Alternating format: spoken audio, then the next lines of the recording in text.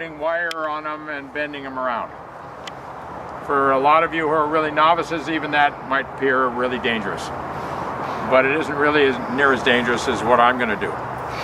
But if you practice it in a particular way and you do it appropriately, you can do major bending on things depending on the variety of tree, as to how flexible it is and how willing it is going to be nudged into the direction that you would decide you want it to go.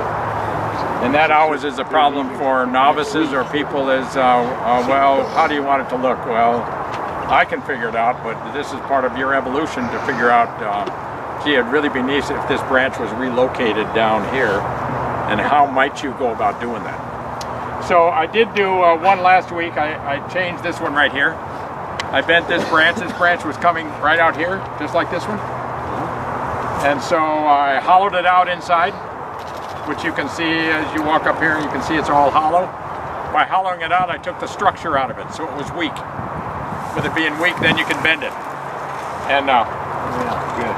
Yeah. And so this is Rocky Mountain, not Rocky Mountain juniper. This is Alaska yellow cedar. It's probably approaching maybe 350, 400-year-old tree. And this is part of the trunk off the bottom. And so what, these things are about 250 to 300 years per radial inch. So these come from a boggy area way up in the north end of Vancouver Island. They're fabulous ancient trees and nicely quite flexible. You can do a lot of things with these branches and expect them to not really crack and break and things like that. But this was kind of a daring thing to do. But the problem with this tree was that it had a really nice trunk when I collected it. Meaning that it was kind of gnarly and bulky and it had interesting dead wood on it, but the foliage was way out here.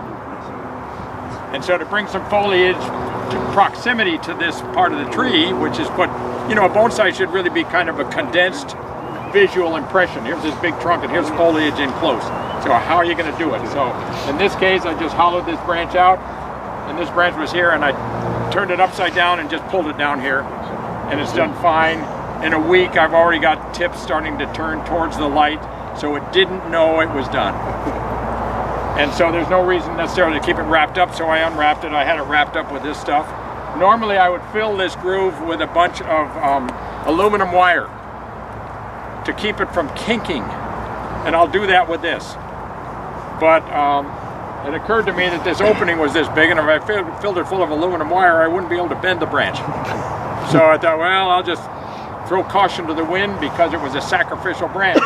I still have these guys to work with if this fails. But this made a very nice transition and brought this foliage in here, and so now we can redesign the tree right in here and cut that all off, and then you're into a much smaller tree, easier to get in the car, which is one of those things that happen. So on this tree here, rule number one. This tree has this fabulous gnarly trunk down here. So this is the value of this tree.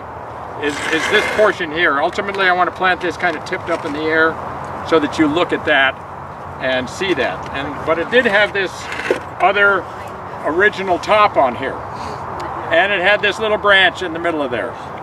And so it occurred to me, gee, if I could, I want to carve this to make it look old and gnarly. Can't carve it with this on here, or it'd be easy to carve it if it wasn't there. But if I could separate this strip of bark here that's feeding this branch, and bend it over here, then I can carve this and I'll have a more reasonable top on this tree to go with this part. So the challenge is to cut this loose and then wrap it up, bend it over there, and then it's out of my way and I can carve this. This is a good time of year to do this because trees have a way of healing this time of year. If you were to do this late fall, it goes into dormancy, it sits there maybe fractured and broken and bleeding. It's a long time till life comes back. So I like to do this during the growing season. And this is a little bit early on the growing season, but everything's changed in this country anyhow. It's hard to know what is going on, so it's a good time to do it. So I have to cut this loose. I'm going to use this device here, which is a veining bit. It's a little skinny little bit that you can carve with. So I can get back on this side and get them back on that side, and then pull this off, wrap it up with some wire and some twine, and we'll bend it around. So that's what this is all about. Anybody curious or worried? Okay, let me talk to you a little bit about physiology.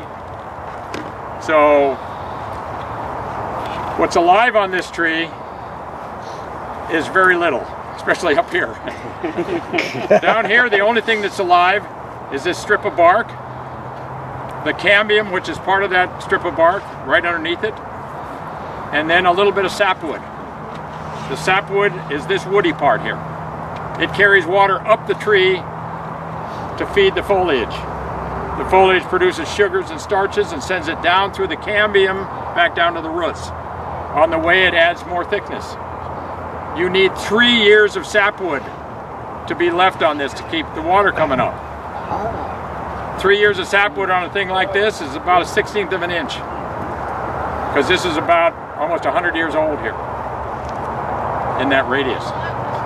So you don't need very much, but you need to leave some sapwood. I'm going to leave a lot more than that. I'll leave probably 1/8 of an inch, which should be more than you actually need, but that's okay. So I'm being anointed. Yes. This happened last time we were here. It keeps things so green and fresh. It's quite wonderful. Oh, now it's going to sprinkle the furnace. Yeah. So what I have to do here is do some cutting and carving, and spectacles. I can make. It's going to take a little bit of time.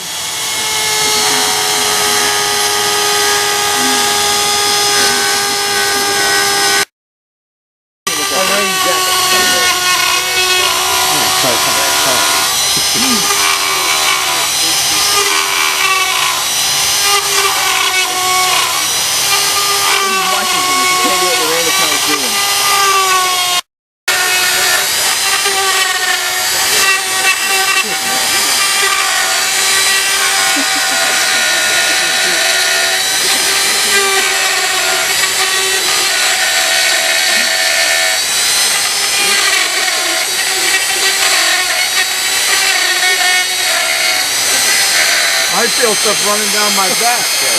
I'm getting the grip off the wall.